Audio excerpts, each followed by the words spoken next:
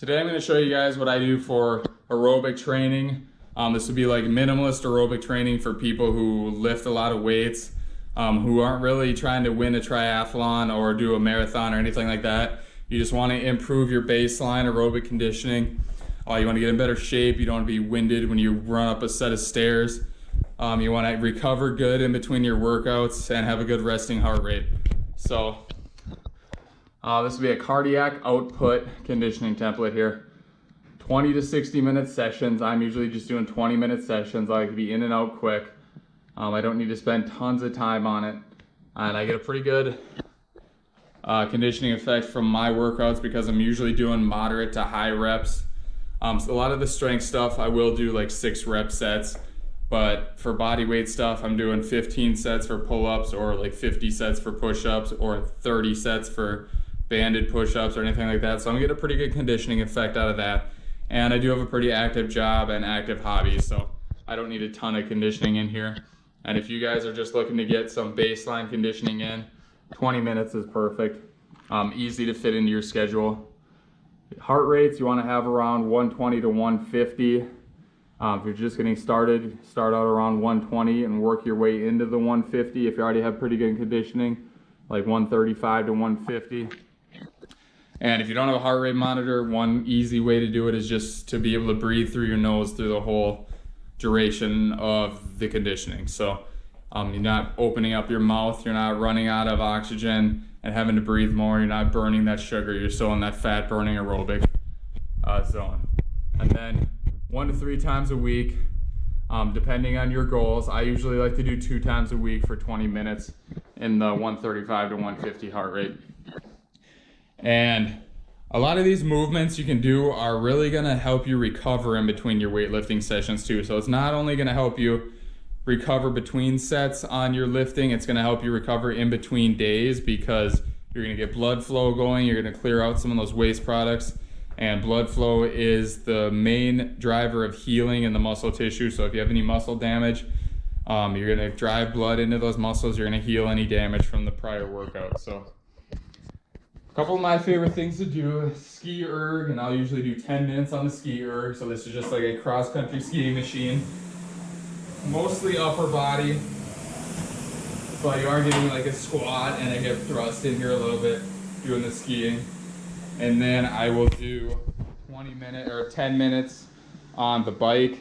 Just kind of mix it up between the two. 10 minutes on the skier, get a drink of water quick, 10 minutes on the bike. Kind of breaks up the monotony and you don't have to do 20 minutes all in one setting. If you don't have access to any equipment, you can just do something like a step like this. So you do step, high knee, come down, step, high knee. You can even do like laterally, step up, crossover, step up, crossover. Obviously you want to do the other side as well. Or you could move this out and do,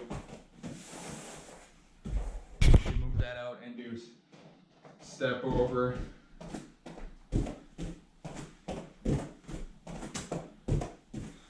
Really, it doesn't matter what you're doing. Anything to get your heart rate from 120 to 150. You want to mix it up. You don't want to do the same thing all the time. Like if you're doing just ski erg for 20 minutes twice a week, every day, every week, every year, you'd eventually kind of burn out that motor pattern. I think you do a lot of triceps work on that, and I think eventually you could kind of get an imbalance from your biceps and triceps from doing so much of that work. So I like to mix it up, get some new movement patterns in there.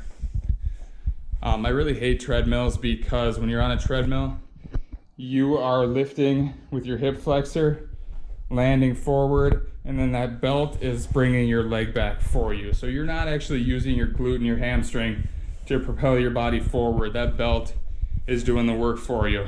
So that's kind of a way too, you get undeveloped glutes and hamstrings, you get too much hip flexor work because that belt's doing the work for you.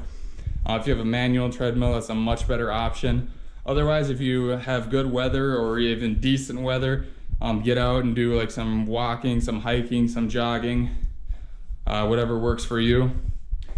Some other good equipment I really like is like a endless rope. It's like a rope climbing thing, so that's a good one for upper body too. And it's basically like a rope on some kind of a pulley system, so you just keep pulling that rope down. I think you can adjust the tension on it. I've never really used one before. Actually, I've just done regular rope climbs, which are extremely hard. But if you have a lighter version, I've seen Joel Jamieson, who does conditioning for Demetrius Johnson, one of the best MMA fighters, with some of the best conditioning, and I've seen him do that before. Jacob's ladder, which is kind of like a crawling type of ladder you can do. Versa climber is also pretty popular.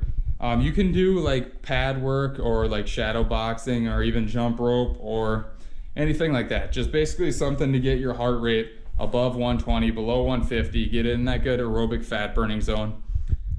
Like I said, mix it up, keep it entertaining. One of the main reasons people don't stick with this is just because it's boring. So find a way to kind of make it engaging and a little bit more fun, get a little more variety in it, and you'll kind of you expose yourself to different movement patterns and you won't burn anything out. So if you have any questions, guys, leave them in the comments below. I hope you enjoy this. I hope you guys, if you do a lot of weight training and you need to bring up your conditioning a little bit, this is a great way to do it. It takes 2 20-minute sessions a week.